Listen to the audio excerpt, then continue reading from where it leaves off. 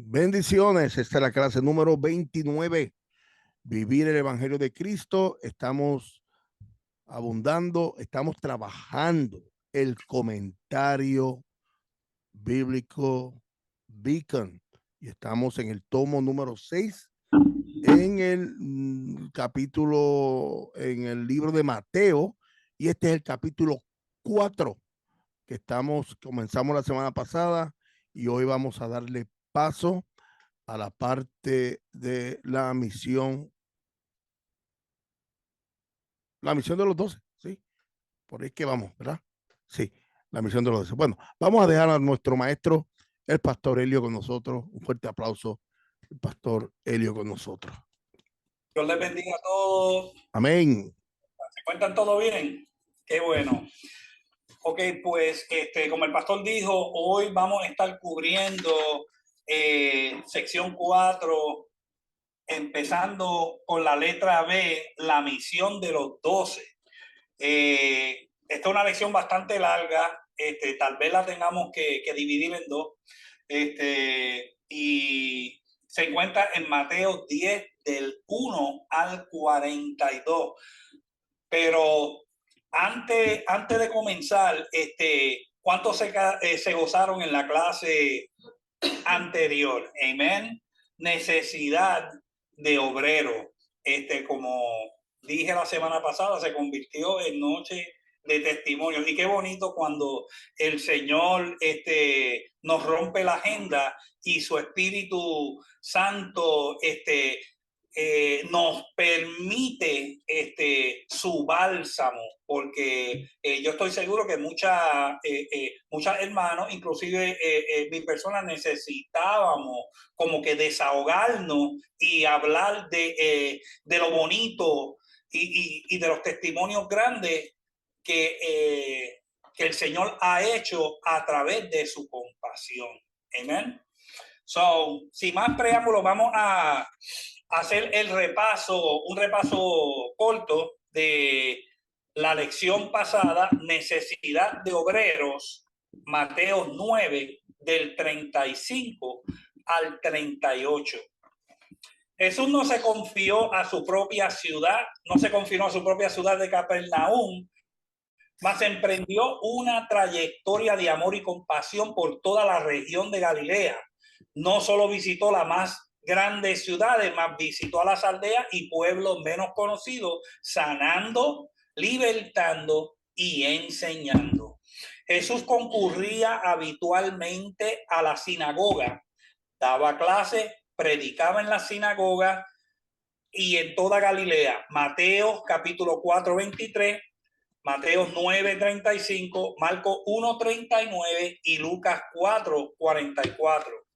Jesús sanó a un hombre en la sinagoga de Capernaum, Marcos 1, del 21 al 28, Lucas 4, del 31 al 37. Jesús era el heraldo que había cumplido la profecía de Isaías en cuanto a la predicación del reino y a sus bendiciones. Lucas 4, del 16 al 21. El mejor ejemplo de una enseñanza o prédica fue el Sermón del Monte, y eso está en Mateo 5 al 7, 29. Uno de los principales ministerios de Jesús fue la sanidad. Venían a él multitudes a menudo después de haber probado todos los recursos disponibles. Buscaban ayuda con desesperación.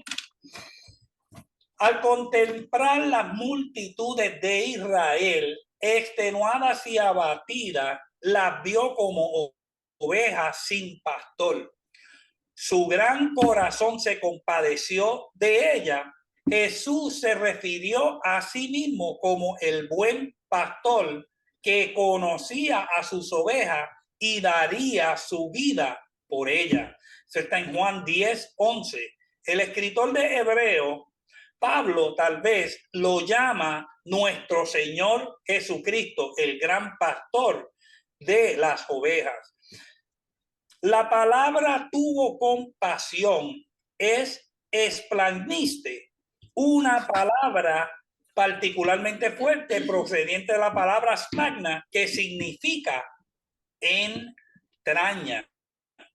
Expresa una compasión que empieza en lo más profundo de el ser. Discutimos la semana pasada que es un verbo aoeristo, es un verbo que describe una acción sin analizarla más. En Juan 3:16, como dijo el pastor la semana pasada, el verbo aoristo es amó, que describe lo que Dios hizo. La pastora Yarolin, cubriendo el tema de compasión, y esto fue excelente, dijo que tener compasión es más que un sentir, debemos actuar para mejorar la situación. Y ese comentario estuvo excelente. El pastor Luis dio un análisis de la compasión y dijo, la compasión es una virtud y un don. La compasión construye relaciones. La compasión es empatía con alguien que está pasando algo que tú no estás pasando. Y la compasión hacia alguien, aun que esa persona te haga daño. Eso está difícil, ¿verdad que sí, pastor? El pastor Rubén de Fort Myers dijo, la compasión del hombre es limitada. La compasión de Dios es ilimitada. El pastor Luis volvió y añadió, la persona compasiva reconoce el dolor, pero también quiere aliviar el dolor. Mateo 9:37, había que hacer una gran obra de cosecha espiritual, mas los obreros eran pocos. Por lo que se ve, el problema ha continuado hasta hoy en día. La necesidad es siempre mayor que la mano de obra. En vez de Jesús ordenar a sus discípulos que pusieran manos a la obra, los manda a rogar que Dios mande obreros. Jesús le decía a sus discípulos que era necesario rogar, clamar con lágrimas y fervor a Dios el milagro de que levante obreros comprometidos, dispuestos a pagar el precio del servicio, que sepan guiar su pueblo por el camino. Entonces dimos la definición de obrero. La palabra obrero en griego es ergates y está relacionada con ergasomai, que significa trabajar, y ergon, trabajo. También se utiliza para trabajador del campo, Mateo 9, del 37 al 38, capítulo 20, versículo 1, 2 y 8, Lucas 10, 2 y Santiago 5, 4. Entonces cubrimos 3 puntos, los últimos 3 puntos de Vicker. Punto número 1, a nuestro Señor enseñándonos cómo mirar a los seres humanos. Jesús, mostrando compasión, nos da un ejemplo a seguir. En la parábola del siervo que no perdonó, el amo tuvo compasión y le perdonó la deuda al siervo. Mateo 18:27. El padre del hijo pródigo tuvo compasión del viajero herido. Lucas 10:30. Lucas 15:20. El buen samaritano tuvo compasión del viajero herido. Punto número 2. ¿Cómo debería impresionarnos esa visión? Nos debería llenar de pasión por su obra, porque tenemos la encomienda de ir por todo el mundo, predicar el evangelio a toda criatura. Marcos capítulo 16, versículo 15. ¿Cómo Cristo quería que obráramos? Punto número 3. Cristo quería que nos esforzáramos por llevar este mensaje hacia las almas necesitadas.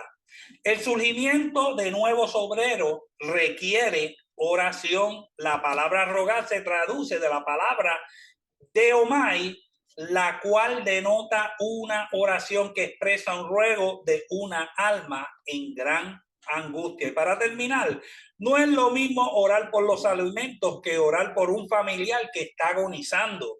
No es lo mismo orar por algún proyecto que hacerlo cuando nuestra vida depende de eso.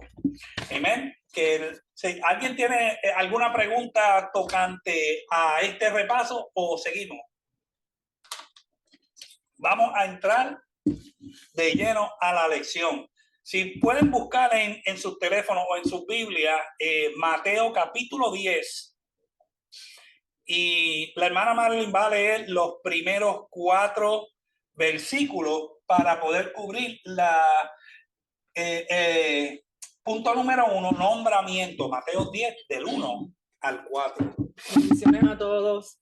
Leemos así en el nombre del Padre, Hijo y del Espíritu Santo. Entonces, llamando a sus 12 discípulos, les dio autoridad sobre los espíritus inmundos para que los echasen fuera y para sanar toda enfermedad y toda dolencia. Los nombres de 12 apóstoles son estos: primero Simón, llamado Pedro, y Andrés, su hermano Jacobo, hijo de Zebedeo, y Juan, su hermano, Felipe, Bartolomé, Tomás, Mateo el publicano, Jacobo, hijo de Alfeo, Lebeo por sobrenombre Tadeo, Simón el cananista y Judas Iscariote, el que también le entregó. Amén. Que el Señor bendiga a la hermana Marilyn y bendiga sus palabras. Pastor Wilson, si puede ir al libro de Beacon en la página 109 y me puede leer los 2 primeros párrafitos. Amén. Dice nombramiento. Jesús escogió 12 discípulos, 1, para ir a una gira misionera por las 12 tribus de Israel. Los límites de esta tribu ya no eran los mismos, pero había representantes de todas ellas en el resto que permaneció en la tierra, tanto como en aquellos que retornaron de la cautividad. La misión de los 12 era estrictamente a las ovejas perdidas de la casa de Israel. Jesús le dio a estos mensajeros autoridad sobre los espíritus inmundos. Una parte importante del ministerio de ellos, como el de él, era el echar fuera demonios, como tanto sanar a los enfermos. Amén. Amén. Gracias, Pastor Wilson. Amén. Y aquí Beacon toca brevemente tocante a las tribus de Israel. Mire, el pueblo de Dios, el pueblo de Israel, desde el principio. Botella que la dejan caer y como se están diciendo, no les va a dar. Amén. Pues el pueblo de Israel desde el principio ha sido un pueblo de dura cerviz y un pueblo rebelde. Entonces, pues, lo que ha sucedido a través de la historia, se han levantado otras naciones en contra del pueblo de Israel, y el pueblo de Israel como tal ha sido un pueblo que ha sido dispersado. Amén. So, esta historia, usted, cuando habla de el retorno de la cautividad, si usted quiere aprender más tocante a esta historia, usted se lee el libro de Esdras y el libro de Nehemías. Ahí están los 3 retornos de la cautividad del pueblo de Israel. Amén. ¿Cuántos quieren ser obedientes al Señor? ¿Verdad que sí? Es mejor obedecer a desobedecer. Amén. Porque el Señor al que toma por hijo lo castiga, y la palabra dice lo castiga y por vara. Amén. Y al pueblo de Israel tanto castigo que ha recibido desde el principio por ser un pueblo rebelde, pero aún así es el pueblo escogido de Dios, y por amor a Abraham el Señor todavía sigue tratando con el pueblo de Israel. Pero hoy en día, ¿cuántos le dan la gloria a Dios? Porque estamos en la dispensación de los gentiles todavía. Pastor. Sí, Y ahí es un ejemplo que usted, me estoy escuchando bajito aquí, es un ejemplo que usted tiene que ver que lo que Dios promete lo cumple. Que Dios prometió cuidar a su pueblo. Él pudo haber escogido a Cuba, pudo haber escogido a un pueblo del sur de África, él pudo haber escogido otra nación, pero él le plujo en su corazón escoger esa. Y ya desde ahí, usted tiene que ver que la promesa desde el principio la cumplió y la sigue cumpliendo, la sigue cumpliendo. 5 imperios han dominado y han esclavizado al pueblo de Israel, por lo que dijo el pastor Elio, la desobediencia, por ser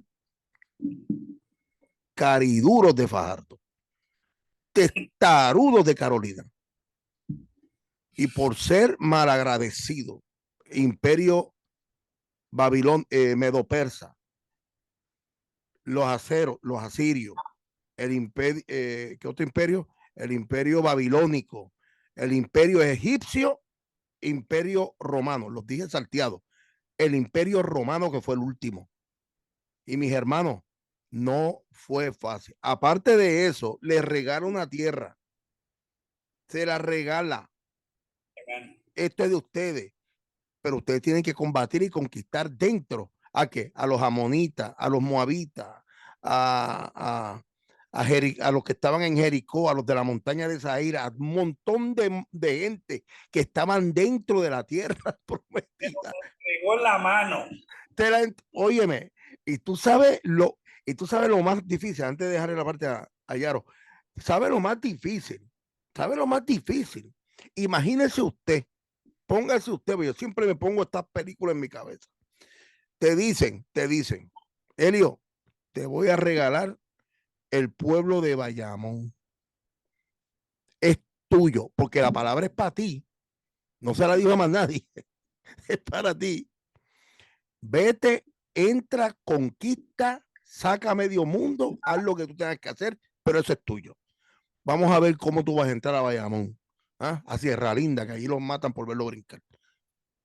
Vamos a ver, o sea, esa es la manera que usted tiene que visualizar, contextualizar el texto para que usted entienda lo difícil y riguroso que fue esta situación con el pueblo de Israel. Entonces ellos prefirieron la esclavitud en vez de obedecer. Porque vamos al texto. Dice el texto, el autor dice que Jehová envió, o sea, que yo siempre estoy debatiendo estas cosas y las pongo en exégesis, pero Jehová dijo, mátalos a todos. Y no los mató. Se los llevaron, guardaron. No, estos son nenes, y eso no era lo que Jehová quería. Si vamos al texto y lo vamos a llevar literal, Jehová quería elimínalos a todos, acaba con todos, los amalecitas, acaba con toda esa gente. Pero siempre terminaban desobedeciendo a Jehová. Por eso es que pasaron y todavía hasta el sol de hoy, hermano, siguen pasando. Yaro. Siguiendo ese hilo de que Dios es fiel con este pueblo de Israel, recordémonos que hubo 400 años de silencio del Viejo Testamento al Nuevo Testamento. Ahora llega Jesús a la escena y quiero decir, Pastor Elio, estudiando esto, yo nunca supe hasta hoy que los 12 discípulos era de cada tribu. No lo supe hasta hoy. Y eso es muy impresionante porque eso aún nos enseña la fidelidad de Dios con el pueblo de Israel. Amén. Aprendí algo nuevo ahora mismo porque amén. Tengo los ojos brincando. Aquí. Mi cerebro me está brincando all over, porque habían hermanos, ¿entiendes? Porque habían hermanos. Sería que el papá sería de una tribu, la mamá era de otra, y y ahí pues entonces se le puede sacar lógica a esto de que pues mire, yo siempre he pensado en eso, pero nunca había tenido la información fidedigna para yo poder comprobarlo, porque Pedro y Andrés eran hermanos, Juan y Jacobo eran hermanos, habían varios que eran hermanos, pero wow, yo siempre he pensado en eso. Siempre lo he pensado, porque si el Señor, ¿por qué el Señor llamó a 12 y no llamó a 20 cuando la necesidad era tan grande? Amén. Y si leemos el libro de Apocalipsis, en la nueva ciudad, amén, cada puerta tiene el nombre de cada apóstol. Amén. Es correcto, es correcto. So, como habían 12 tribus, tiene que estar representadas las 12 tribus. Tiene mucha razón, tiene demasiada razón. Pues, y perdona, Helio, que te corté como un corte pastelillo ahí. Pero tiene tanta razón, porque juntando ahora el texto, oh, gloria a Dios. O sea, yo siento la presencia de Dios fuerte, fuerte, fuerte, fuerte. Mire, déjeme decirle, juntando el texto de Apocalipsis, que cada apóstol estará sentado en cada puerta de cada tribu, significa que esto es una realidad, que cada apóstol venía descendiente de cada tribu. Hermano, vamos a darle un crédito a Jesús. O sea, el Emanuel, Dios con nosotros, era Dios, y Jesús claramente sabía lo que estaba haciendo. Sabía lo que estaba haciendo para que se cumpliera la profecía, con más fuerza y más gozo. Yo le sirvo a un Dios de verdad, hermano, un Dios vivo. Es un Dios, esto no es una loquera. Eso yo le decía a Yaro los otros días. La Biblia se interpreta ella sola. No, ella no necesita eruditos y zánganos que estén hablando bonito. La Biblia se interpreta ella sola. Y nosotros somos los que queremos enredar estas cosas, hermano. Oh, gloria al Señor. Gloria al Señor. Necesito añadir, I'm sorry, que antes de que Jesús escogiera a los 12 discípulos, él se retiró de todo el grupo, se fue a solas con el Padre para después volver a escogerlo a ellos. Amén. Amén. Mire, si Jesús se tenía que retirar, si Jesús siendo Dios encarnado tenía que orar y tenía que apartarse con el Señor, ¿cuánto más nosotros? Como el apóstol Pablo decía, ¿quién me librará de este cuerpo de inmundicia? Porque lo que yo quiero hacer no hago, más lo que no quiero hacer, eso hago. Amén. So, ahí tenemos que someternos a Dios, resistir al diablo, y esa es la única manera que de vosotros huirá, a través del sometimiento a Dios. ¿Y cómo podemos lograr eso? Orando y separándonos con Dios, intimidad con Dios. Amén. ¿Alguien más quiere añadir o entramos? Mire, aquí se siente la presencia de Dios de una manera bien bonita. Yo no sé si usted la está sintiendo, pero se siente la presencia de Dios. Amén. Aquí encontramos al Señor llamando a sus 12 discípulos. Él los había escogido con anterioridad, pero ahora los llama a una misión evangelística especial para la nación de Israel, no para los gentiles, para la nación de Israel. Como el llamamiento iba la autoridad para echar fuera espíritu inmundo y para sanar toda clase de dolencia. Aquí vemos la singularidad de Cristo. Y escuchen esto: otros hombres habían efectuado milagros, pero ningún otro hombre había conferido o dado este poder a otro. Amén. Aquí vemos la deidad de Cristo, lleno de todo poder y toda autoridad.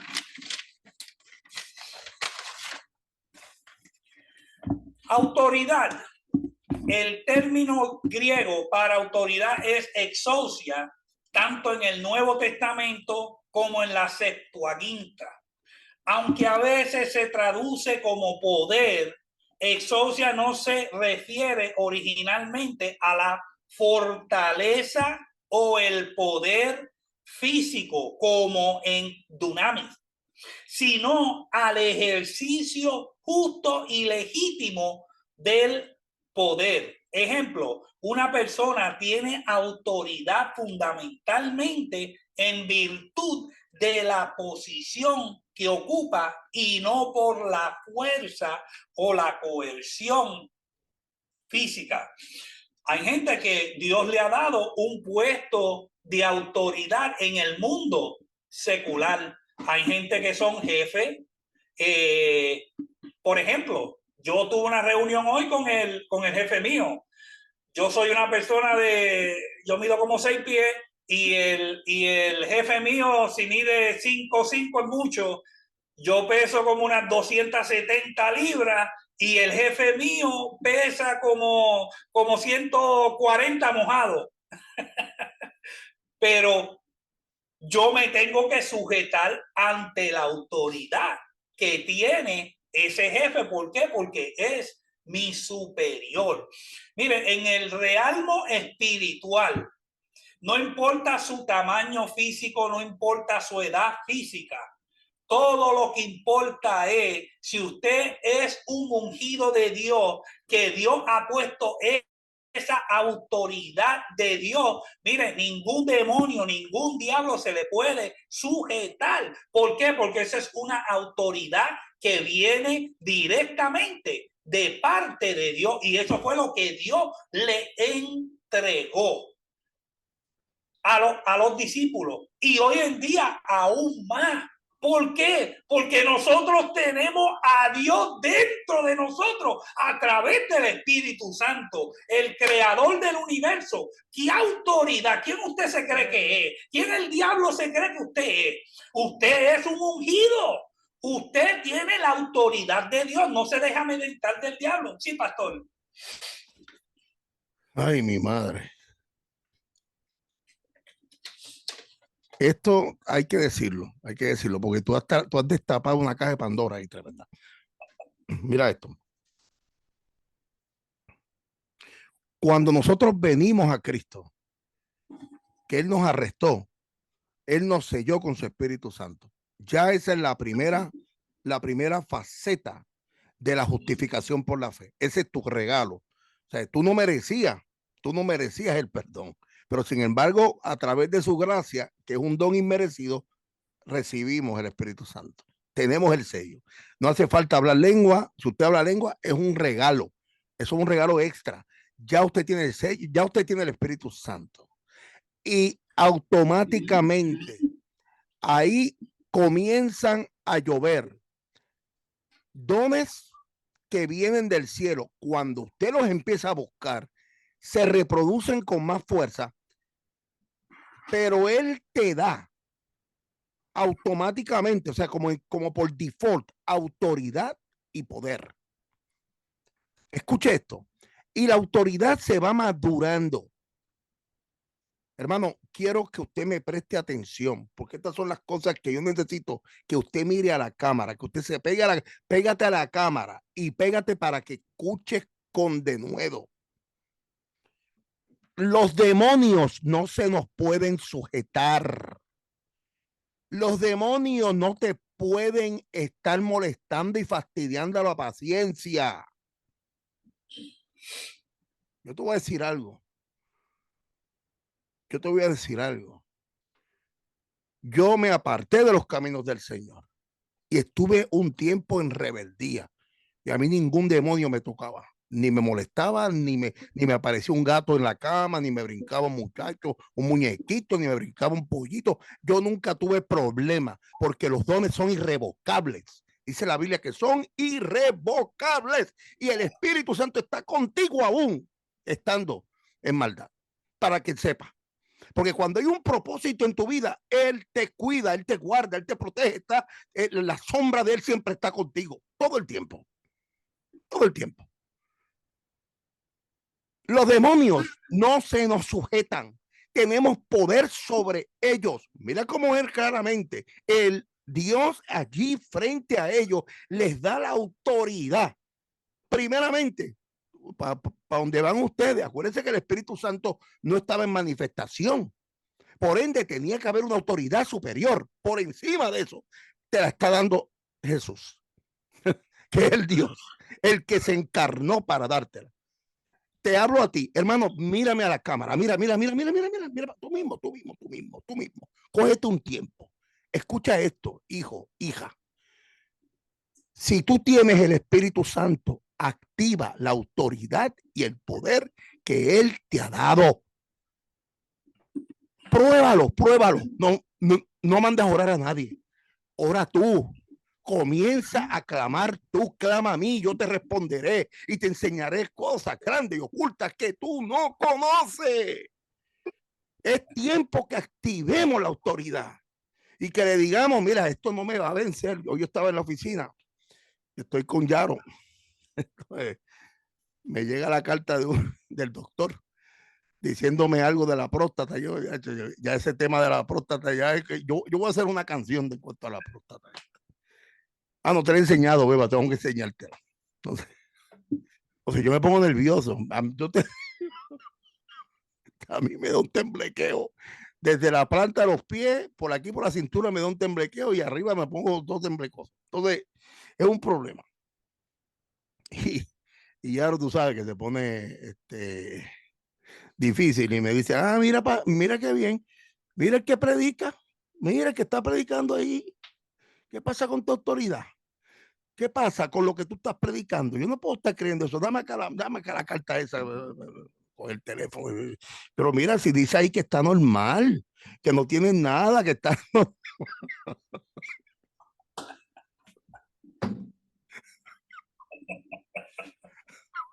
Soy humano. Yo digo, mamá, pero yo soy humano. Soy humano. Él nos ha dado autoridad y poder, hermano. Y siempre traigo un chistecito para que usted se alegre. La realidad es que nosotros somos hijos de Dios y somos hechos a la imagen y semejanza de Dios. Y nosotros somos nación santa, pueblo adquirido, y somos que embajadores y somos más que vencedores por medio de aquel que nos amó y Él nos escogió para darnos grandes cosas, para que nosotros conquistemos todo lo que está frente a nosotros para la gloria del Señor. Aleluya. Amén.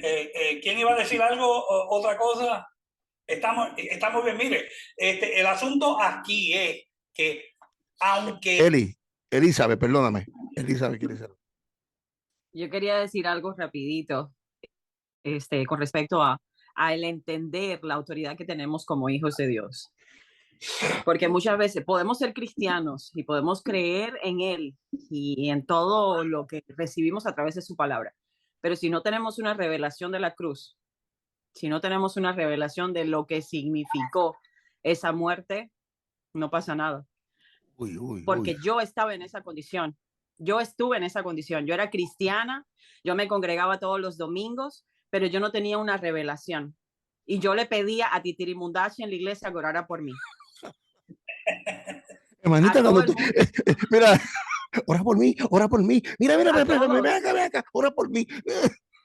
Y habían congresos donde venían a hacer de todo. O sea, ahí aquello era una locura. Y la única que se sentía, yo no sé de los demás, pero yo me sentía como que nada pasaba en mí. Nada. Y la pastora, recuerdo que un día le dijo a mi esposo, ya no ores más por ella. Y lo dijo enfrente de mi cara. Y yo dije, ¿y ahora quién me va a poder defender? Y ahora, como Chapulín Colorado, ¿y ahora quién podrá defenderme? Y ahí fue en donde yo realmente tuve que ir a las rodillas, orar y decirle, revélame la cruz, háblame. Ella le dijo a mi esposo delante de mí, si ella no sabe quién es Jesucristo, lo que hizo por ella, en su vida no va a pasar nada. Y después de estar 2 semanas de rodillas, con ansiedades, con miedo a la muerte, miedo a que el diablo me hiciera algo, miedo a morirme porque tenía de todo, ataques de pánico me daban. Uno de esos días, a las 3 de la mañana, el Espíritu, por primera vez, el Espíritu Santo me dijo, resistid al diablo y el diablo huirá de ti. Fue la primera vez que escuché la voz audible del Espíritu Santo. Y hasta ese día, el diablo se metió conmigo. O sea, hasta que no tenemos una revelación, no pasa nada. Gloria a Dios. Bien. Mire, el problema, gracias pastora por compartir ese testimonio poderoso. El problema es tenemos al creador del universo dentro de nosotros, pero el Señor nos da libre albedrío y el Señor jamás va a atentar contra ese libre albedrío. Por eso nosotros tenemos que hacer como dice Gálatas 2:20, con Cristo estoy juntamente crucificado, ya no vivo yo, mas vive Cristo en mí. Y lo que ahora vivo en la carne, lo vivo en la fe del Hijo de Dios, el cual me amó y se entregó por sí mismo por mí. O sea que nosotros tenemos que morir a nosotros mismos, el yo tiene que menguar, y entonces cuando el yo mengue, el espíritu se regenera dentro de nosotros. Amén. So, como el pastor René dice en su cántico, el poder está en ti. Amén. Ahora, pero tenemos que morir nosotros mismos. Y eso le costó mucho al apóstol Pedro realizar. Él tuvo que morir. Negó a Jesucristo. Era un hombre impulsivo. Sacó, desenvainó la espada de la vaina y le mochó la oreja. Amén. ¿Por qué? Porque él tenía que menguar para que Cristo viviera en él.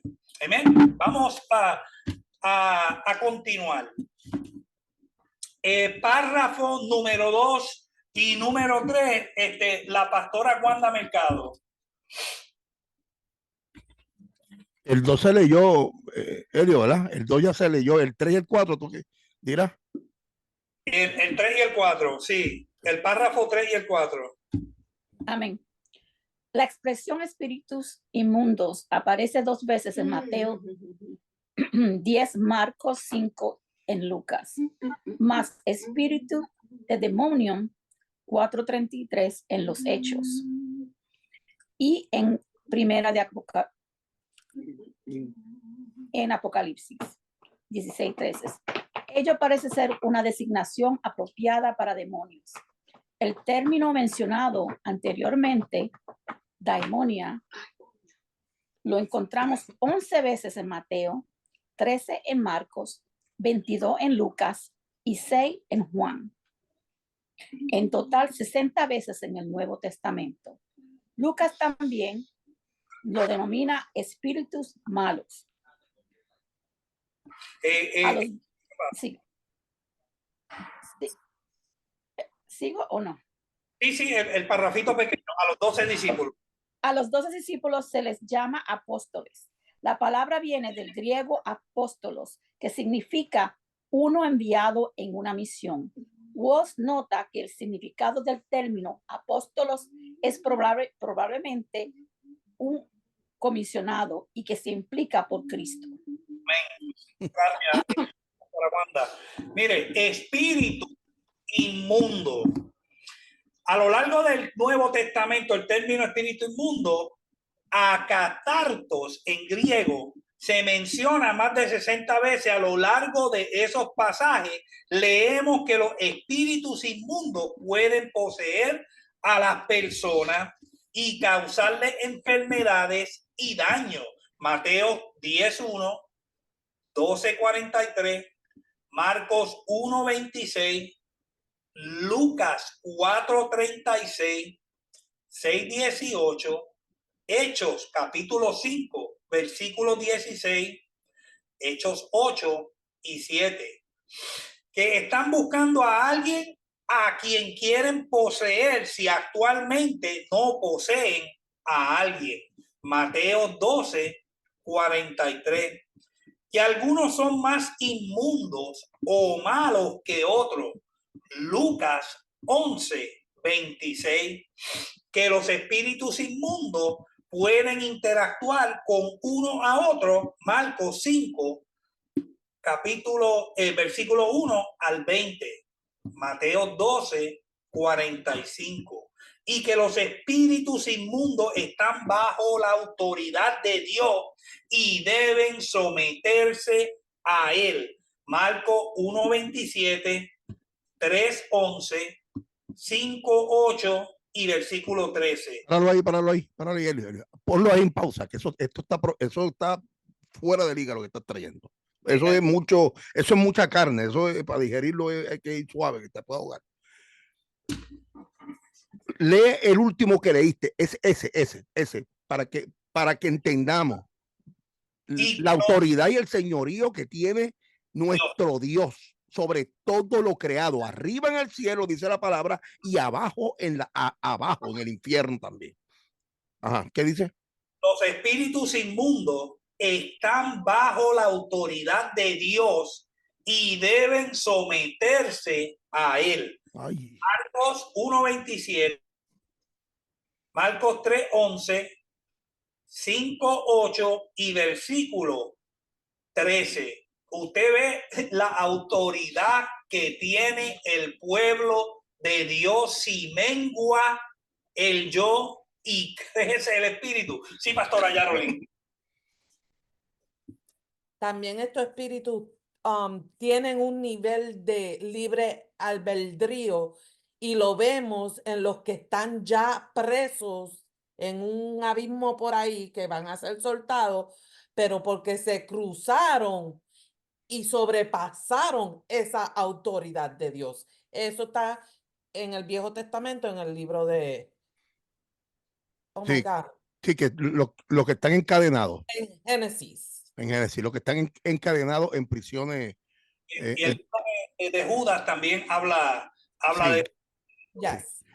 Y quiero, bueno, no sé, cuando tú termines lo que estás hablando de eso, quiero añadir otra cosita. Amén.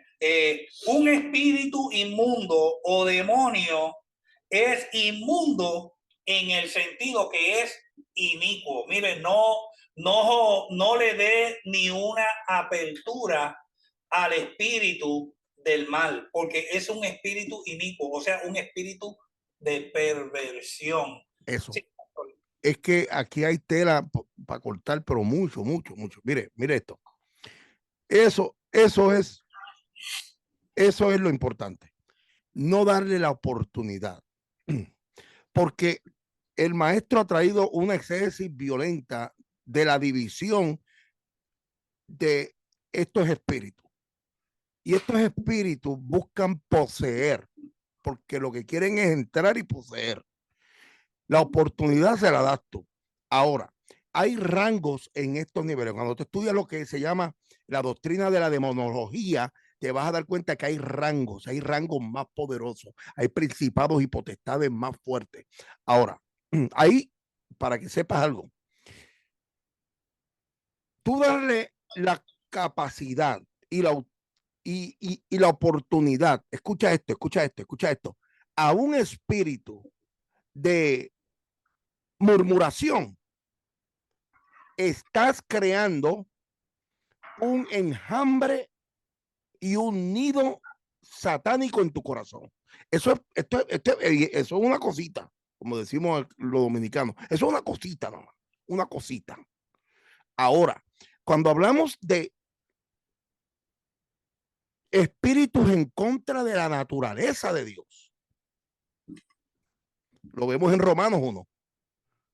En Romanos 1. Es los que esos son terribles. Esos son los que son tan inmundos que entre ellos acaban con la persona. ¿En dónde lo vemos? ¿Alguien me puede dar un ejemplo de lo que es contra la naturaleza de Dios? Hablen. ¿En dónde lo vemos? En una pareja homosexual. Exactamente, gracias. Vamos a tomar ese ejemplo para que ustedes vean cómo es que los espíritus cambian a la persona. Una persona homosexual es un hombre que no está de acuerdo con la creación que Dios ha hecho en su vida y por ende ahora cambia su uso natural, como dice Romanos 1, contra la naturaleza de Dios.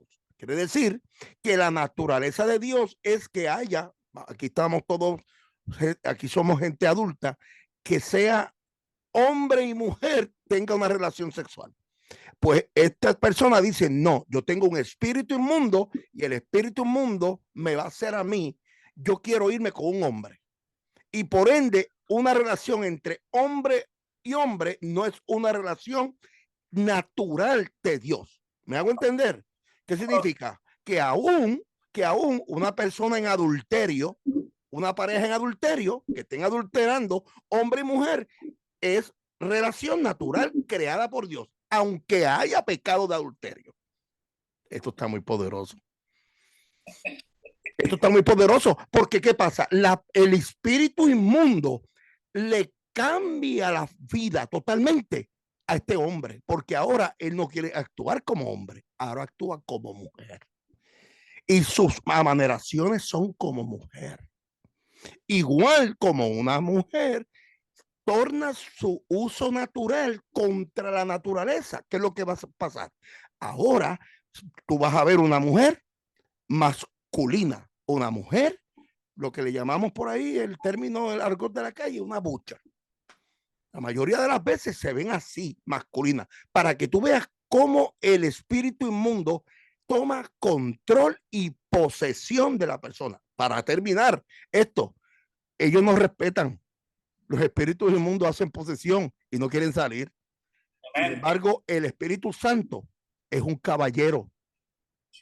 Nuestro Dios es un caballero y te respeta tu libre albedrío para que entiendas que tu libre albedrío se respeta.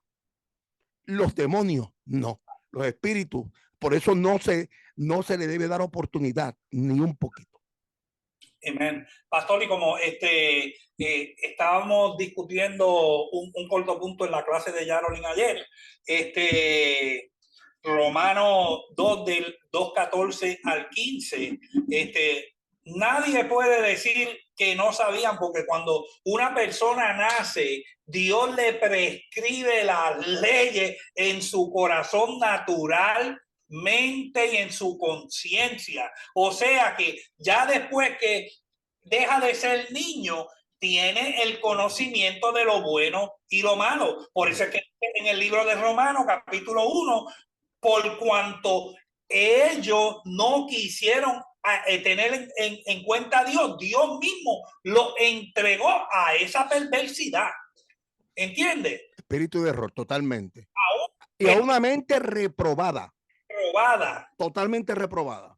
Mira, fastíguense ahí, mátense ahí si ustedes quieren y hagan lo que ustedes quieran, porque ustedes son incorregibles. Esa es la manera que yo siempre lo explico.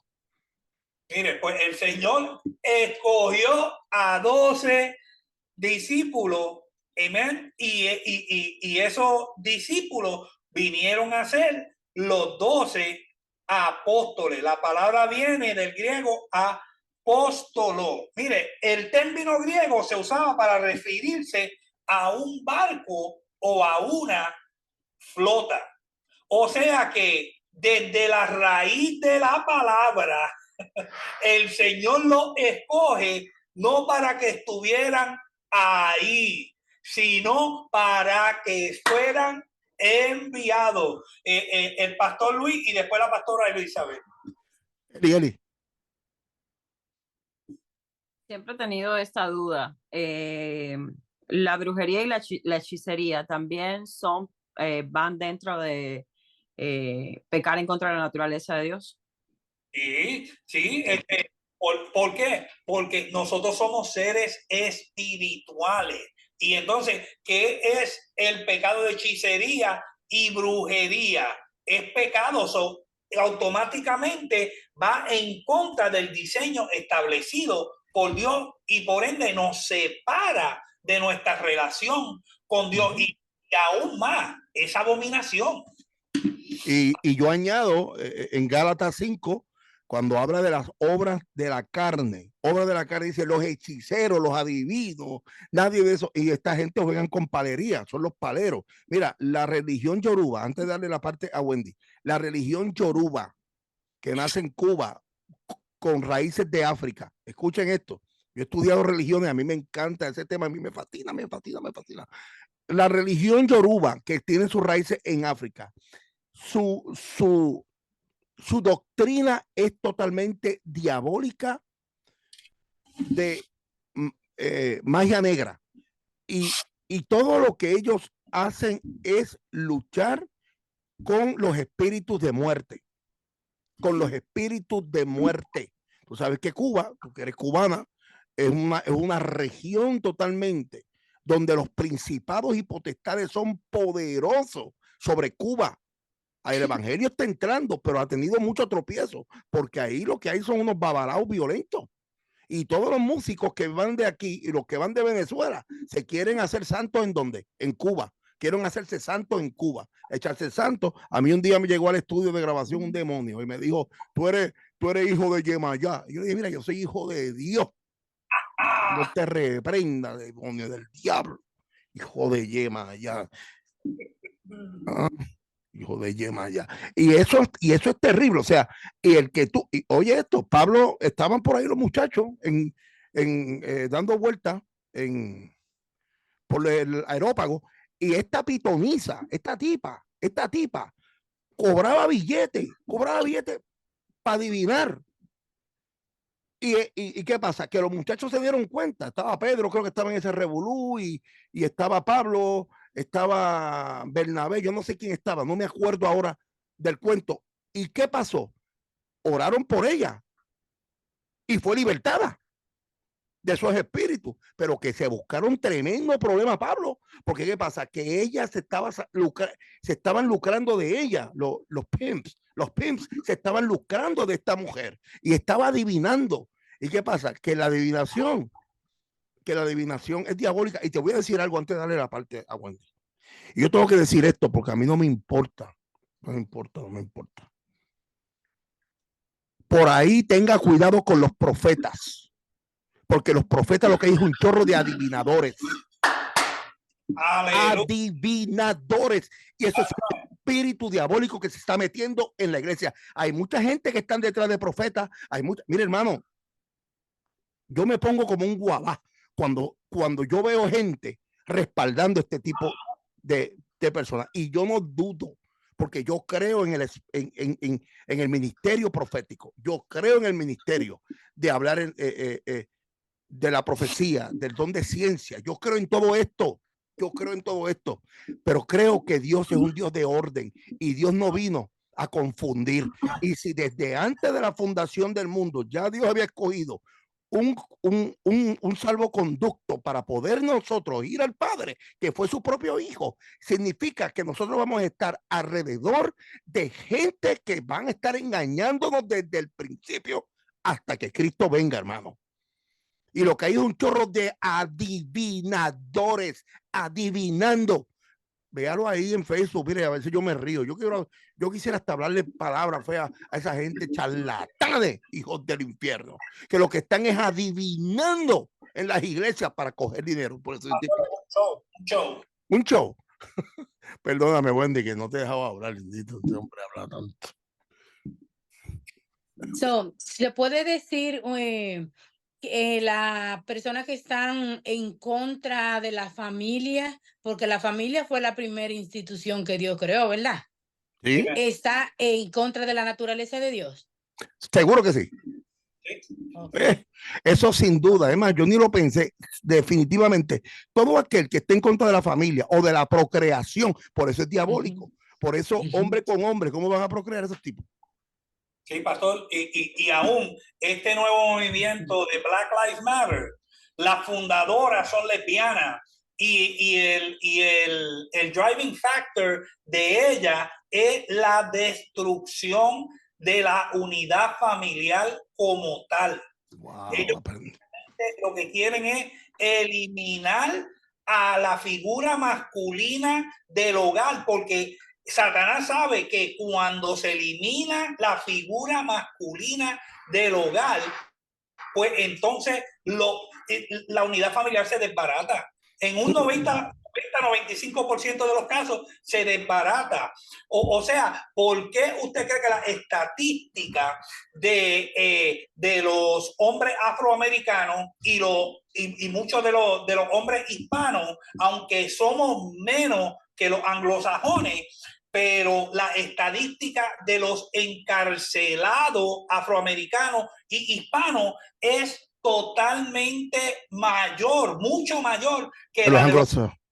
¿Por qué? Porque la mayoría de los anglosajones tienen una unidad sólida familiar, aun cuando no le sirven al Señor, pero con todo y eso, ellos honoran el patrón establecido por Dios, que es un hombre y una mujer y la unidad familiar. Pero desde los años 60 en adelante, esta cuestión del welfare y todo esto fue enmascarado, ¿ok? Como supuestamente ayudas sociales, pero es para destruir el núcleo familiar. Amén. Y vamos a seguir porque esto, a mí me encantan estos temas. Pero vamos a seguir. En el libro de Beacon, página 109, el último párrafo, Jorge Molina.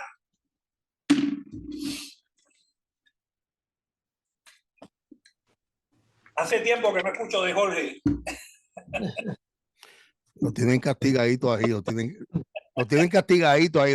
Por favor, déjenlo hablar. Está disciplinado. La lista de los 12 apóstoles está en todos los evangelios sinópticos. Y en Hechos 1:13, todas comienzan con Pedro y terminan con Judas Iscariote, excepto la última, pues Judas ya había muerto.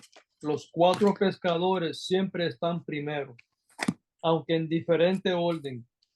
Mateo y Lucas los presentan como un par de hermanos. Marcos y Hechos presentan primero a Pedro, Jacobo y Juan como el círculo íntimo, privilegiados, que estuvo presente en la resurrección de una hija de Jairo, en el monte de la transfiguración y en Getsemaní. Además, el segundo grupo de 4 nombres siempre comienza con Felipe y el tercero con Jacobo, hijo de Alfeo. Las ligeras diferencias pueden verse comparando las listas. Amén. Gracias. Voy a terminar. Simón es un nombre común griego reemplazado por el hebreo Simeón. Hechos 15:14. Pedro es la versión del griego Petras o piedra. Se le designa como el primero. Tasker dice, es un poco dudoso que primero, proto, signifique primero y delantero en situación y dignidad. Andrés y Felipe son los nombres griegos. Bartolomé, Tomás, gemelo, y Mateo 3 son todos nombres arameos. Leveo, por sobrenombre, clausula, que tal vez deba ser omitida por no encontrarse en los más antiguos manuscritos griegos.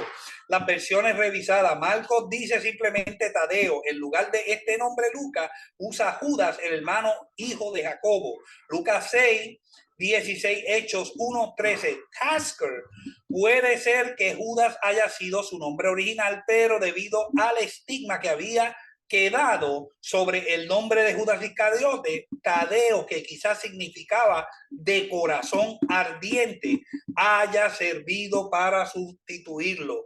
Y para terminar, el cananita número 4 debería ser cananeo. Sherman Johnson dice al respecto, la palabra puede parecer un equivalente arameo de celote, que está en Lucas 6:15. Este último término podría designarlo simplemente como un judío celoso de la ley como Saulo, o como un previo miembro de un grupo revolucionario conocido más tarde con el nombre de celote. Iscariote generalmente se interpreta como hombre Kebish de Cairo, una villa de Judá. Si esto es correcto, mire, y escuche esto, Judá era el único de los 12 que no era de Galilea. Wow, pues aquí yo tengo una descripción, he buscado una breve descripción de cada discípulo. Amén. Jorge Crespo me mandó una lista extensa, un webpage extenso, y entonces pues yo tomé ciertos puntitos y más una información que había buscado, pues la quisiera compartir con ustedes. Pastor, ¿usted quería añadir algo? No, al contrario, yo creo que deberíamos, después que dé la lista de los 12, debemos dejarlo aquí la clase, porque después vienen las instrucciones. Yo creo que la semana que viene podemos seguir con las instrucciones. Está bien, seguro. Ajá. Mire, esta lección tengo aquí como 15 páginas. Es mucho material. Simón, el llamado Pedro, nombre griego, un hombre impetuoso, de gran corazón y afectuoso, era un líder nato. Nato es una persona hábil para guiar a otros. Su asignación fue llevar el evangelio a los circuncidados o judíos, hermano de Andrés, y ambos eran pescadores. Y entonces esto no lo dice la Biblia, quiero ser claro. Esto es historia, lo que se oye, o leyenda. Amén. Dice que Pedro fue crucificado cabeza abajo. Amén. No lo busquen en la Biblia porque eso no lo dice en la Biblia. Sí, pastora Yanoli. Aprendí que sí, la Biblia lo dice en el libro de Juan. Sí. Capítulo 21. Jesús menciona algo de eso, pero no lo describe con tanta... No lo describe de la forma en que usted lo está explicando, pero sí habla de la muerte de Pedro. Sí. En esa forma. Sí, porque fíjate lo que pasa. Añadiendo sobre eso, Jesús sabía que estos apóstoles iban a tener un final horrible, excepto Juan, que fue desterrado a la isla de Patmos. Pero definitivamente las historias que se han regado, por eso yo es un poquito difícil llegar a ciencia cierta decir esto fue así, porque no hay escritos congruentes de la muerte de estos hombres, pero sí, muchos se afianzan, Elio, con que Pedro fue crucificado hacia abajo. Sí, eso es lo que dicen muchos. Yo no estuve ahí, pero yo me imagino que eso es difícil. Dice, o la historia dice que él no era digno de ser crucificado como su maestro. Sí, sí. Y son un sinnúmero de cosas que podemos hablar de Pedro, amén. Pero aquí la mayoría tenemos un conocimiento de lo que eran ellos, así que no amerita ir detalladamente muy profundo en esto.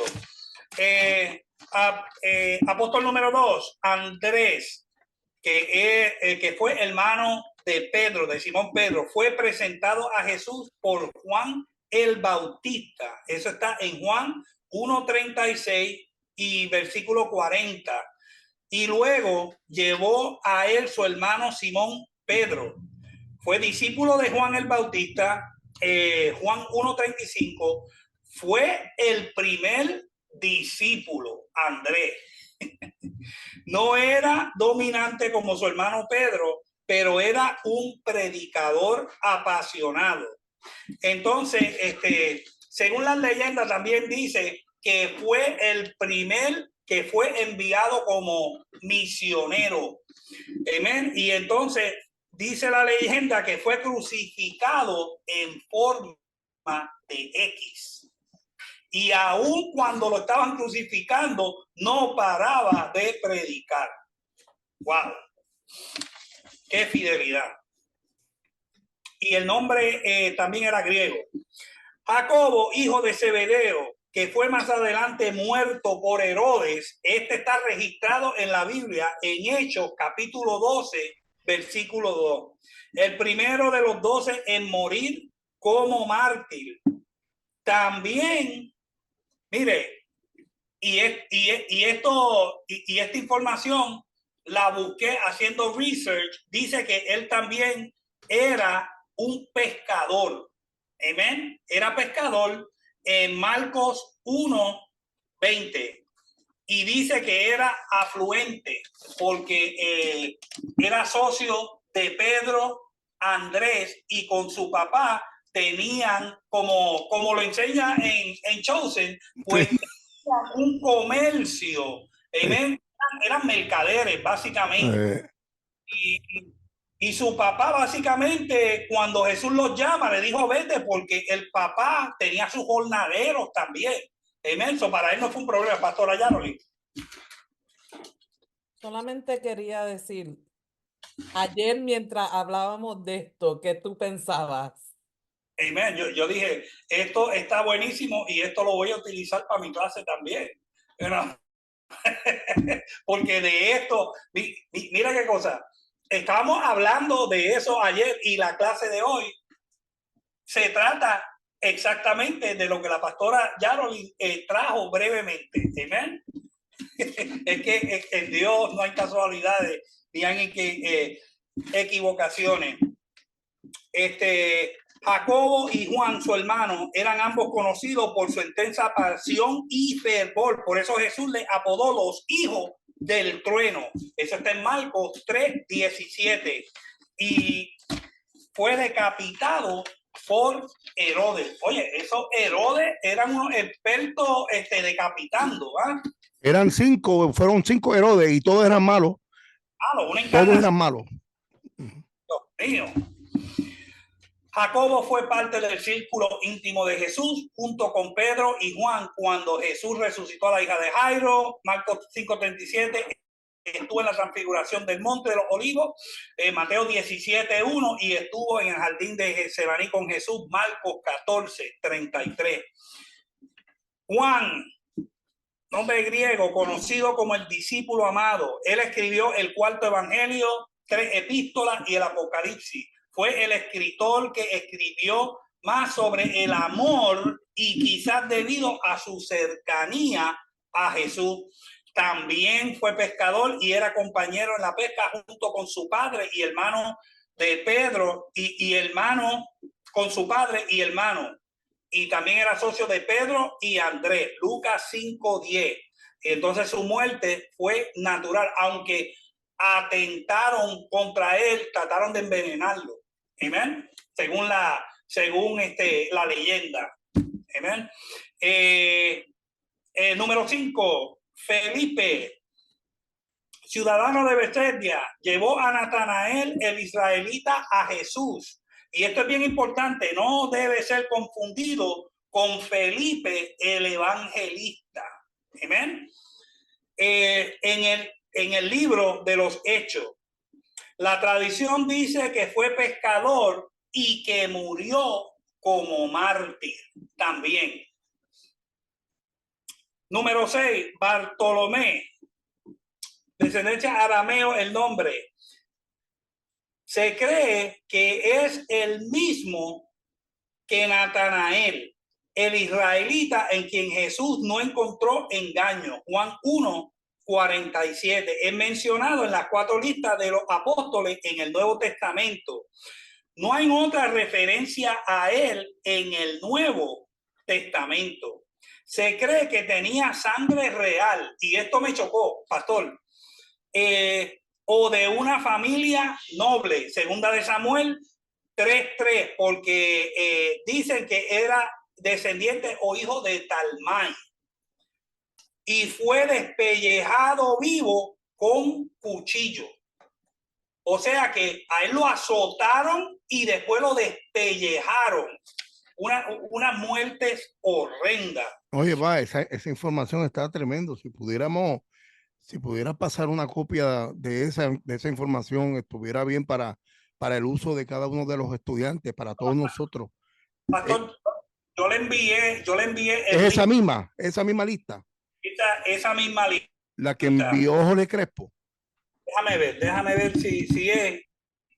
Déjame ver si es. Estamos en Bartolomé. Oh, sí, esta misma. Gracias, papá. Gracias. Excelente. Sí. Entonces, me encantó porque nunca había escuchado esto, que había uno de los discípulos que venía de sangre real. Wow. Y mira, dice, la tradición dice que fue un misionero en Armenia. Un número de estudiosos cree que él fue el único discípulo que provino de sangre real o de una familia noble. Su nombre significa hijo de Tolmai o Talmai, segunda de Samuel 3:3. Talmai fue un rey de Jesús, cuya hija Maacá fue esposa de David, madre de Absalón. Mira qué interesante. Eso es interesante. Y fíjate algo, Elio, o sea, quizá los estudiantes nos preguntamos, ¿por qué tengo que saber esto? Mire, todos los detalles dentro del estudio bíblico son importantes. Jesús no escogió por escoger. Aunque usted me pregunte, pero se habrá confundido con Judas Iscariote o se habrá equivocado. Eso lo vamos a aprender ahora. Lo vamos a aprender ahora, cuando lleguemos a ese punto. Amén. Número 7. Tomás, el nombre arameo, también llamado el Dídimo, lo que significa gemelo, comúnmente conocido como el escéptico Tomás. Sus dudas dieron paso a una magnífica confesión tocante a Cristo. Juan 20:28. Y dice, Señor mío y Dios mío. Se dice que murió por una lanza. Y esta información la pueden buscar en bibleinfo.com. bibleinfo.com. ¿Quiénes fueron los 12 discípulos? Y ahí le va a salir toda la descripción. Excelente este website. Número 8. Mateo, nombre arameo, también llamado Leví, Marcos 2:14, Lucas 5:27. Era un recaudador de impuestos. Jesús lo llamó a ser uno de sus discípulos cuando estaba en el puesto de los tributos. Mateo 9:9, Marcos 2:14. Escribió el Evangelio según San Mateo.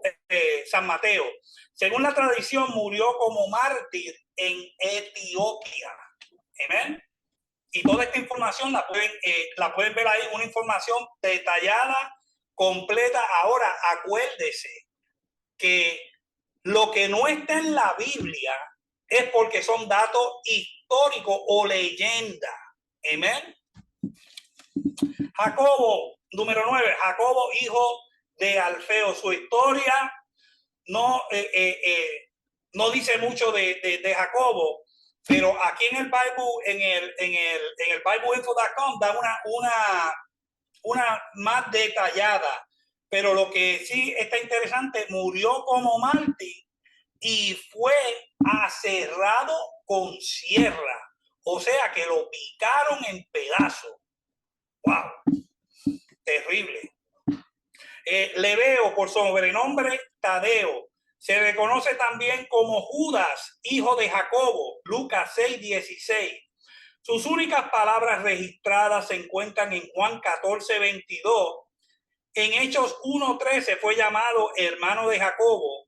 También se le conocía como el Judas Celote. O sea que el Celote era un nacionalista revolucionario. Era gente que incitaban al pueblo, lo organizaban para irse en contra del imperio romano. Oye, qué interesante lista de los que escogió el Señor Jesús. Dice que fue asesinado por flecha en Ararat. Amén. Número 11, Simón el Cananita, a quien Lucas llama el celote. O sea que habían dos celotes más. Mas como discutimos anteriormente en las clases, hay una sospecha de que Pedro también se paseaba entre los celotes, porque tenía ese aire revolucionario. Revolucionario y guerrero. Guerrero, y también como celote. Mire, mire esto. Pedro era un líder nato, o sea, que tenía la habilidad de organizar al resto de los discípulos, porque obviamente parece que ya tenía experiencia con la revolución. ¿Entiendes? Y esto es mi opinión. Esto no lo dice la Biblia, quiero ser claro. Probablemente era un activista político revolucionario. Era un hombre con una lealtad feroz, apasionado, con coraje y celoso. El fiero entusiasmo que una vez tuvo por Israel, ahora se expresaba en devoción a Cristo. La tradición dice que fue pescador y fue crucificado. El número 12, Judas Iscariote, que traicionó a nuestro Señor. La Biblia no registra su encuentro o llamamiento. Él le entregó 3 años de su vida a Cristo, pero obviamente no le entregó su corazón. Y Jesús lo sabía. Entregó al Señor por 30 piezas de plata. Mateo 26, 15. Y para terminar, los discípulos estaban probablemente en los 20 y tantos años de edad para este tiempo, extraídos de diversos orígenes sociales y probablemente jóvenes de una capacidad media. Su verdadera grandeza residía en su asociación con Jesús. Amén. So, si quieren, si alguien tiene algo que añadir, lo podemos añadir, o si no, pues podemos dejar las otras lecciones para la semana que viene.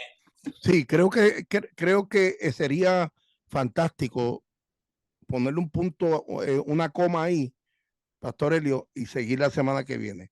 Y era muy necesario traer una sinopsis de cada uno de estos personajes que son importantes para que usted sepa el trabajo de cada uno de ellos y alguna parte de su biografía, de cómo murieron o su biografía, sus empleos.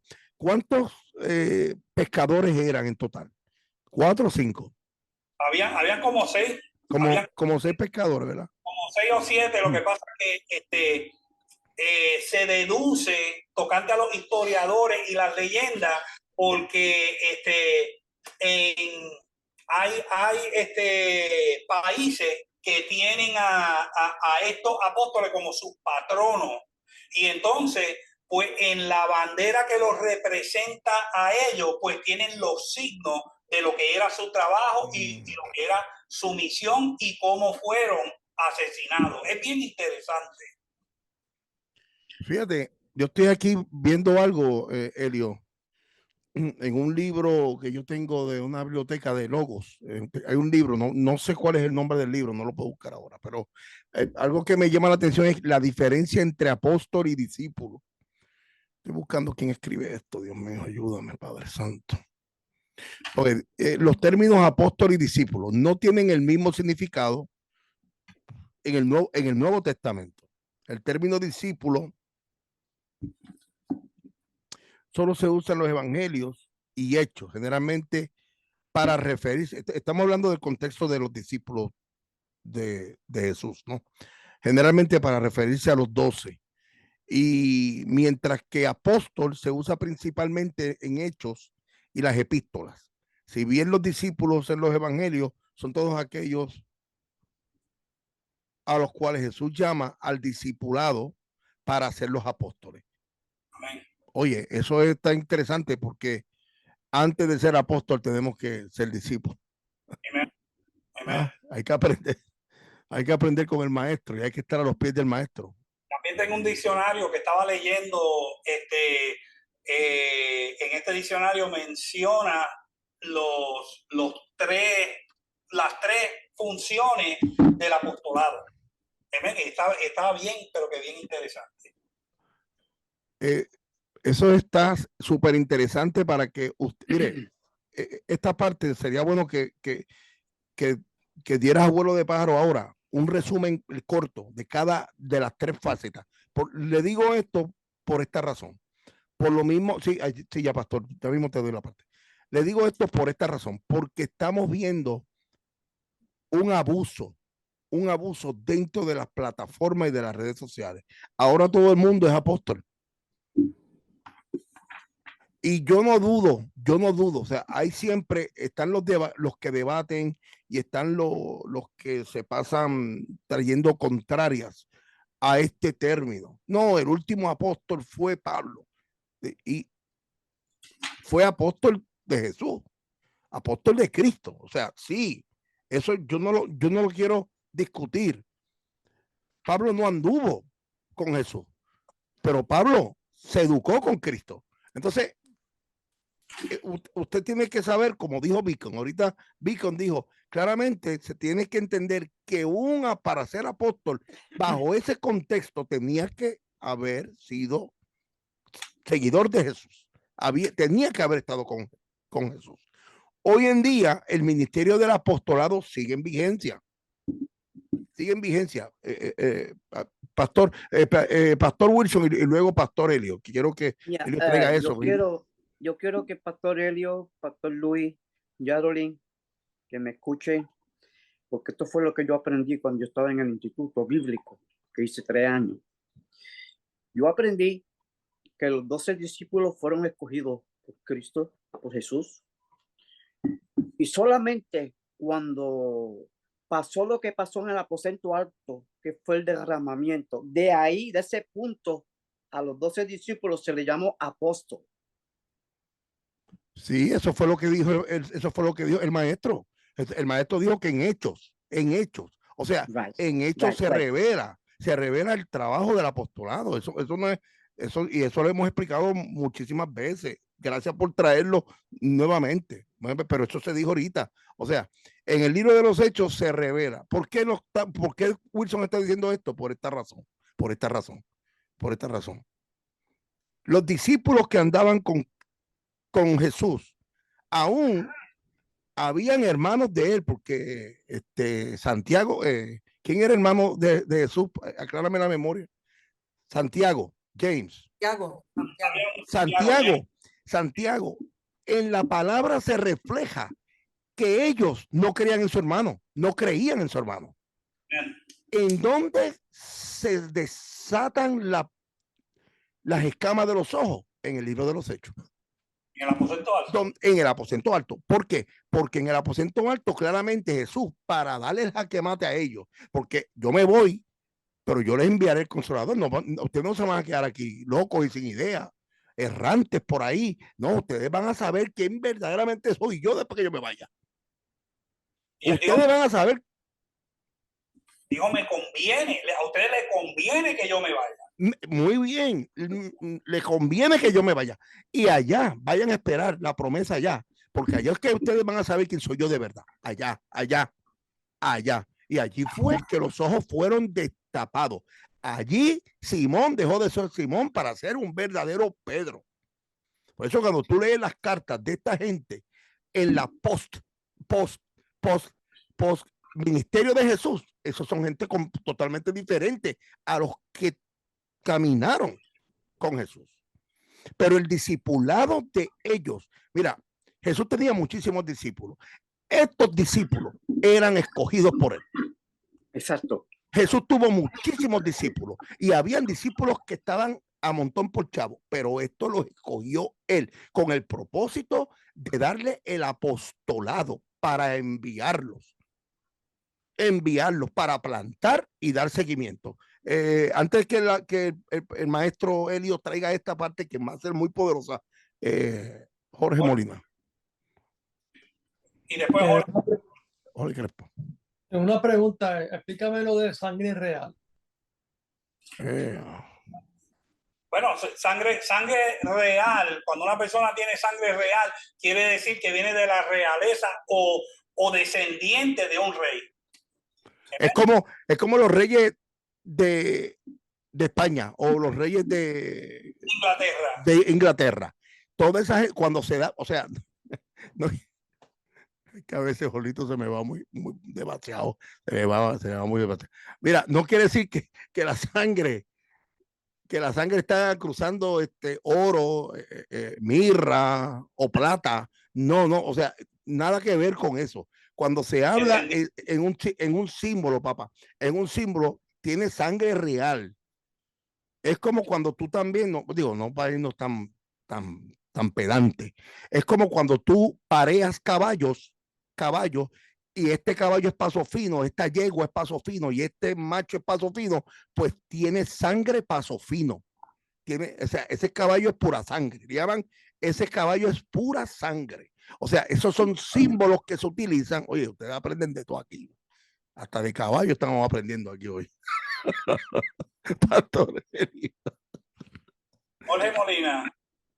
Jorge Crespo. Jorge Crespo, perdón. Jorito Crespo, ponme el micrófono, mi amor. Sí, yo tenía una preguntita. Yo veo que en Hechos 3:1 Pablo le llama apóstol a Jesús.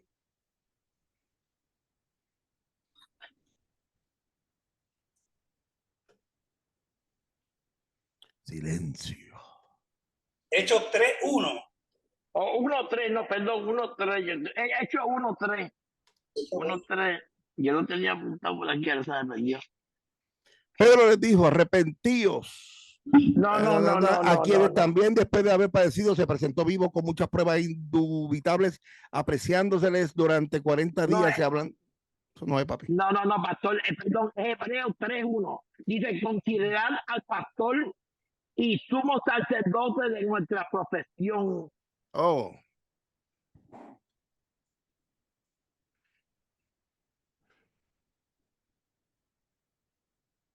O sea, básicamente el escritor de Hebreo lo está poniendo a Jesucristo por encima de, o sea, le está llamando el apóstol de los apóstoles, básicamente, y sumo sacerdote. Amén. So, Jesucristo, ¿quién fue Jesucristo? El sumo sacerdote, el que pudo estar ante la presencia de Dios y entregarse él mismo como sacrificio perfecto. Jarolín, tú querías. Yes, what's the Bible verse? ¿Cuál era el verso bíblico? Hebreos 3:1. Hebreos 3:1.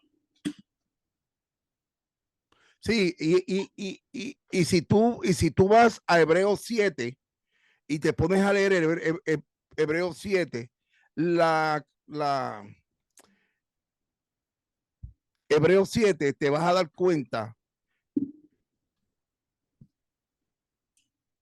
Pastor, lo dice en el título, Jesús es superior a Moisés. Moisés, exacto. Por eso, o sea, el simbolismo que se utiliza para darle un nombre, otro nombre a Jesús, para que el pueblo hebreo entienda. O sea, acuérdate que la carta está dirigida al pueblo, a ellos.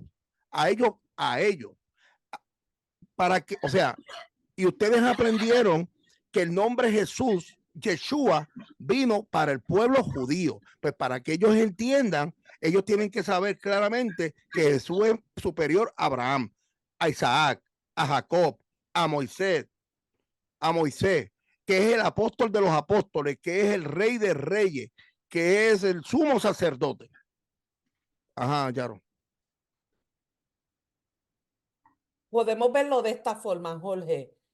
El apóstol es enviado por Jesús y Jesús es enviado por el Padre. Él es el apóstol de los apóstoles. Wow. Él fue enviado. Eso fue un jaque mate ahí. Ya ahí no hay que ponerle, más puntos a la I. Eso fue jaque mate ahí. Ajá, Eli. El pronombre lo dice todo. El apóstol. Los otros fueron apóstoles de Cristo. Ese es el apóstol. O sea, el pronombre de todo. Otro punto más en la I. Otro fuetazo más. Ya son 2 fuetazos. El tercero te va a caer patada arriba, papi. Te amo, mi amor, te amo. Vamos a Pastor Helio. Vamos a Pastor Helio, que quiero escuchar esto. Ok, so, aquí en el diccionario bíblico ilustrado Holman, amén,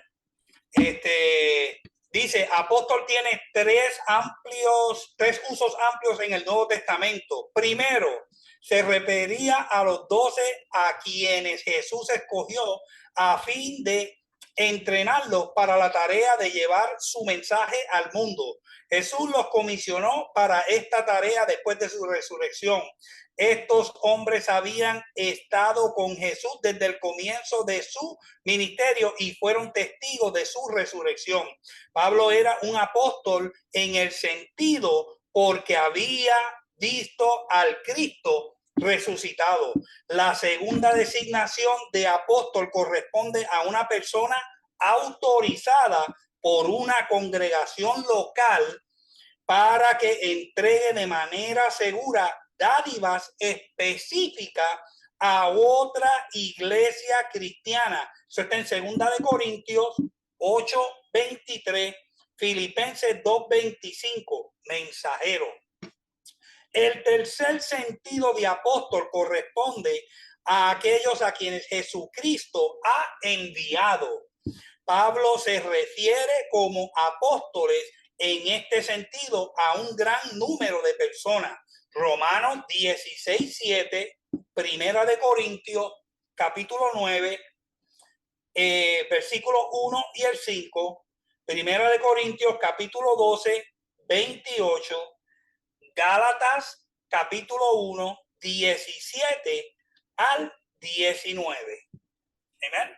Mire, hermano, esto que el pastor dijo junto, o sea, tome nota, porque esto va en la reflexión.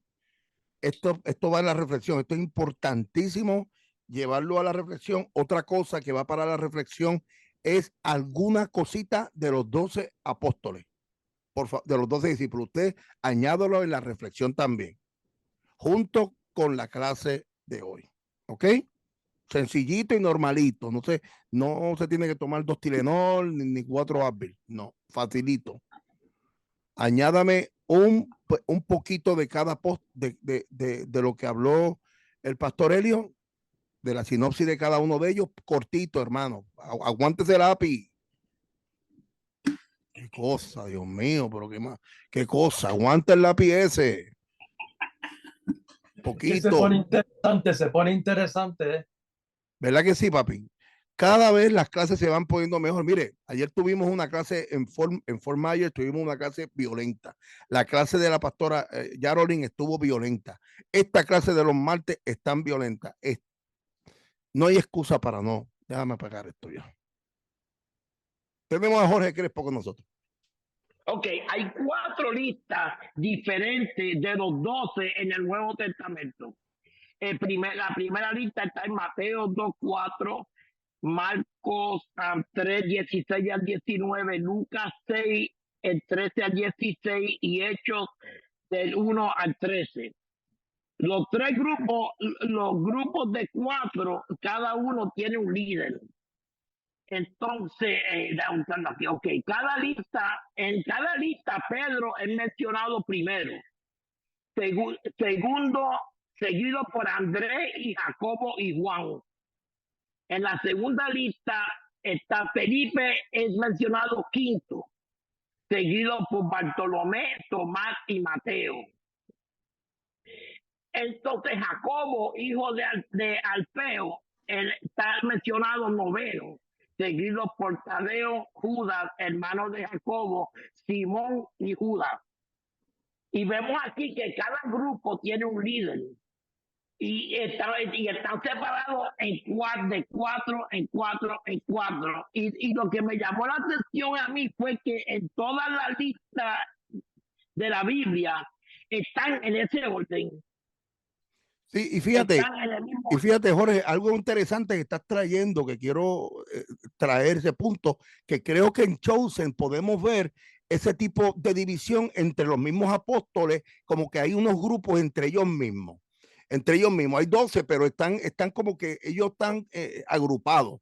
Y creo que también es de 4. Sí, muy bien. Es válido lo que estás trayendo, papá. Es válido. Entonces, el primer grupo, el líder es Pedro. Y entonces una casualidad también que son 2 hermanos que están en el primer grupo. Sí. Está Pedro con Andrés, que son hermanos, y Jacobo y Juan. Ah, Y entonces, interesante. ese es el círculo interno de Jesucristo, de Jesús. Este es el que siempre Jesús nos llevaba a diferentes áreas que no llevaba a los otros. Ese era el círculo interno de él. Muy interesante también porque el maestro trajo a través de la clase que había un grupo selecto de Jesús. Estos 4 eran el grupo selecto, el grupo interno. Entonces yo, como uno de estos cristianos que voy a la iglesia a buscar problemas, yo digo, pues entonces Jesús tenía acepción de personas. Pues no, porque ¿qué pasa? Que si tú lo ves desde el punto de vista pastoral, ¿verdad? Jesús es el sumo sacerdote, es el apóstol de apóstoles. Vamos, Jesús era apóstol de apóstoles, porque fue enviado, como dijo la pastora Yarole. Si del punto de vista pastoral, siempre los pastores tienen gente clave que son grupos clave para posiciones y situaciones especiales. Eso no es eso no es hacer excepción de personas. No, al contrario. Jesús sabía lo que estaba haciendo. Dale, papi. Sí, eso eran como los 4 líderes. Muy Eran bueno. líderes como tenemos nosotros en Casa de la Fe. Si tú vas a hacer una cosa especial, tú te vas a llevar a tus líderes primero. Y estos son los que te van a acompañar porque tú sabes ya lo que ellos dan. Es correcto. Entonces tú ya sabías que estos hombres estaban, estaban con él todo el tiempo. La pregunta que yo voy a tirar aquí, y esto tiene que aquí reventar, ¿qué pasó con Judas Iscariote? Porque no hemos hablado que Judas Iscariote se quitó la vida, ¿no? Se quitó la vida. Después vino alguien que se llamaba Matías y echaron suerte. Eran 2 que estaban, pero echaron suerte y la suerte cayó sobre Matías y Matías sustituyó a Judas Iscariote. Ok, pero vamos a hablar acerca de Judas. ¿Por qué? Escúcheme antes de contestar. ¿Por qué Jesús, que es el Dios encarnado, doble naturaleza, 100% hombre, 100% Dios, por qué Jesús llama a Judas Iscariote cuando él sabe que Judas lo va a traicionar? ¿Alguien me puede? María Montesano, mi hija desde Fort Myers, aguántese. Bueno, porque él era el principal del cumplimiento. Muy buena contestación. Era parte del cumplimiento. ¿Quién más tiene algo? Jorquito Crepo. Danilo, perdón. Sí, era parte del plan, eso es lo mismo que iba a decir. Era parte del plan y él lo siguió. Muy bien, muy bien. Jorito Crespo. Ok, yo lo que voy a decir que es una enseñanza para nosotros para hoy en día, de que tengamos cuidado porque hay traicioneros en el cuerpo de Cristo. No en el cuerpo de Cristo, sino en la iglesia. Excelente exégesis también, papá. Tienes toda la razón. Tienes toda la razón. Voy por aquí. Muy bien, muy por ahí. Roxy. Sí, también iba a decir eso con lo que las clases que ustedes tienen, los lobos vestidos de oveja.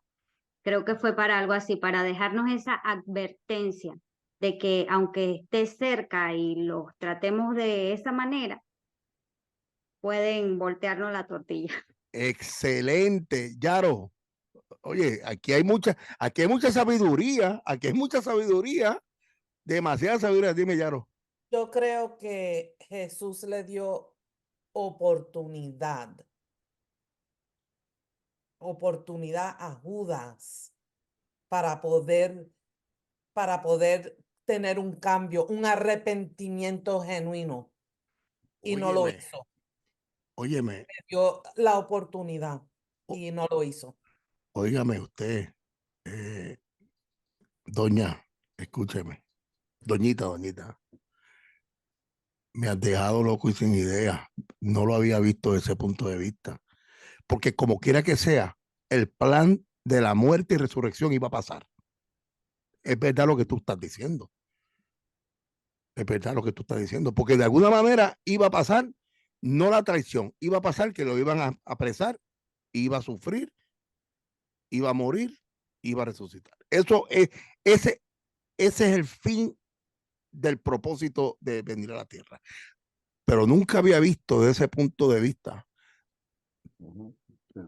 Muy importante lo que acabó de decir la pastora Carolyn, muy importante. Ajá, Jorge Molina. Voy ahora, Wilson. Eso quiere decir que si Dios le dio una oportunidad. Papi. No, Jorito, escúchame. Antes que tú sigas, mira. Cuando hablamos de Dios, ¿de quién tú te refieres? Yo estoy hablando de lo que acaba de decir la pastora. Pero ¿de quién tú te refieres cuando hablas de Dios? No, estoy hablando de que cuando Jesús le dio una oportunidad Ahora. a Judas. Eso es lo que quiero. Si Judas hubiese aprovechado esa oportunidad, hubiese seguido el plan como quiera. Sí, porque ya él lo había vendido. Ya él lo señaló, ya él lo besó. No, pero explícame perdón. Lo que espérate, aguántate. Me gusta la pregunta. Quiero entender la pregunta. Quiero entenderla. Vuelve otra vez, Jorito. Pastor, yo entiendo la pregunta. Ok, dime. Yo entiendo la pregunta. La palabra dice, el cielo y la tierra pasarán, mas mi palabra no pasará. O sea, que lo que está escrito iba a suceder. No matter what. Él no iba a entregar su corazón a Cristo. Él le entregó 3 años de ministerio a Cristo, pero nunca su corazón. Amén. Y eso fue lo que sucedió aquí. Now, cuando hay una palabra profetizada, escrita, esta tierra va a pasar por fuego en el fin, va a ser destruida, pero la palabra escrita, la palabra de Dios permanece para siempre. Se va a llevar a cabo el propósito de lo que fue profetizado, lo que está escrito, especialmente con referencia al Cordero de Dios. Y acuérdense que la palabra dice más adelantito ahí, es hijo de perdición. Quiere decir que ya de antemano se había profetizado de que él se iba a perder. Judas se iba a perder. Todas las exégesis son buenas y son válidas y son verdaderas, pero la palabra es la más relevante en todo esto. Wilson. Sí, escuchándolos a todos, esto está bien profundo. Como dice Yaro, que él no aceptó. Entonces, yo aprendí aquí en esto que Cristo no tiene excepción de personas. Aún él sabiendo de que Judas lo iba a traicionar, él no actuó como un hombre, actuó como Dios y le dio la oportunidad. Dios se lavó las manos, porque si él hubiera hecho lo contrario, eso no se iba a ver bien. Pero nadie lo puede señalar, porque aún sabiendo el que Judas el casino, él le dio, como dice el apóstol Yaro, la oportunidad, y él no tiene ningún tipo de culpa. Excelente también, excelente. Antes de Félix. Una preguntita sencilla. Quiero que me la conteste mi pastor. No me pongan en aprieto, por favor. Ya me está poniendo hasta nervioso. Mira cómo estoy. Nosotros los cristianos que vamos a casa de la fe, siempre fijo ahí que estamos en la clase activo, que decimos, porque ya no vivo yo, Cristo vive en mí. ¿Seríamos capaces de darle un bacon en cheek a una persona que sabemos que nos va a traicionar?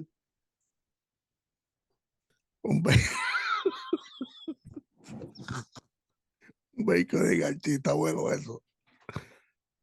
Seguro que sí. ¿Te acuerdas que el lunes? Ah, tú no estuviste el domingo, pero está bien. Porque estaba un compromiso. Yo dije el domingo, yo hice un statement y dije, si nosotros verdaderamente amáramos a Dios sobre todas las cosas, no tuviéramos break para pecar. Porque el que ama a Dios de verdad, no peca. No hay break para mentir. Porque primeramente, el primer mandamiento, cuando él va a Juan y dice Juan 7 por ahí, lo leímos la semana, el domingo, un nuevo mandamiento les doy. Un nuevo mandamiento. Pero ya ese mandamiento viene desde Levítico, Deuteronomio 5, Deuteronomio 6, Mateo, y por ahí viene ese mandamiento rodando. Pero allí dice Jesús, ahora está hablando el Matatán, un nuevo mandamiento les doy. Porque todo funciona en el amor. Si nosotros verdaderamente, porque hablamos de compasión ayer en la clase, hablamos de compasión la semana pasada, y nosotros tenemos que saber que cuando nosotros hacemos algo, lo hacemos porque Cristo vive en nosotros y amamos a Dios sobre todas las cosas. Félix. Es como yo dije ayer y dije la semana pasada, si yo veo un adicto a las drogas, que yo sé que es un enfermo y me pide dinero, yo se lo doy. Yo no tengo problema con no darle, yo le doy. Pero cuando nosotros vamos y analizamos claramente la realidad de lo que está viviendo ese hombre, está viviendo una enfermedad. Ah, pues entonces tú estás amamantando la enfermedad. No, señor. Yo estoy utilizando la compasión que hay en mi corazón para demostrarle a él que hay un Dios que me mandó para poderte ayudar también en tu situación, independientemente por donde tú vayas. O sea, yo no me puedo llamar cristiano y ver a una persona en la calle y no darle un bacon de canchis. Jamás. Eso no es ser cristiano. Eso es ser impío. Impío. Tremendo punto. Mi hermana María Montesano y después por allá, creo que Elizalda. No te oigo, mamá. Dice la misma palabra, que se cuide de la que se acuesta contigo.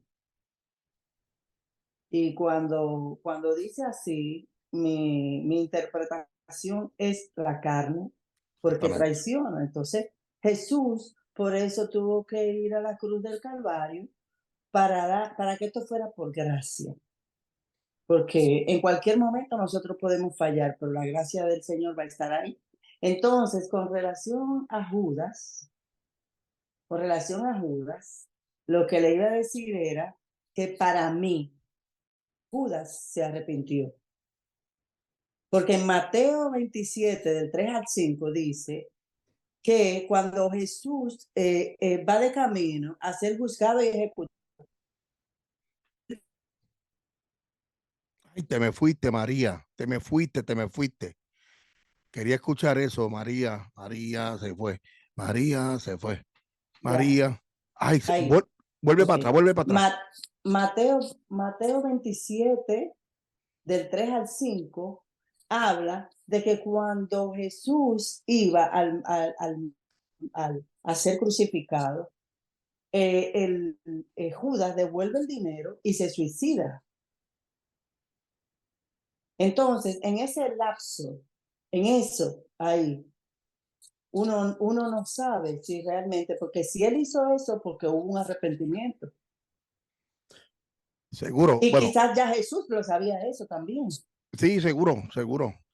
Y nosotros no podemos, aún así, escúcheme en esto, aún así, lo que el evangelista haya escrito, porque acuérdate que el evangelista transcribe las palabras de Jesús, pero también el evangelista escribe de lo que él está pensando, de lo que él está viendo, lo que él está viviendo, ¿verdad? O sea, hay dos escrituras dentro del evangelio de Mateo, Marcos y Lucas y Juan. Lo que Cristo dijo y lo que dice el evangelista, ¿ok? Hay que tener cuidado cuando se hace la exégesis. Yo me afino contigo, totalmente, yo me afino contigo. Y yo no voy, y siempre yo hago mira, déjame apagar aquí, que ya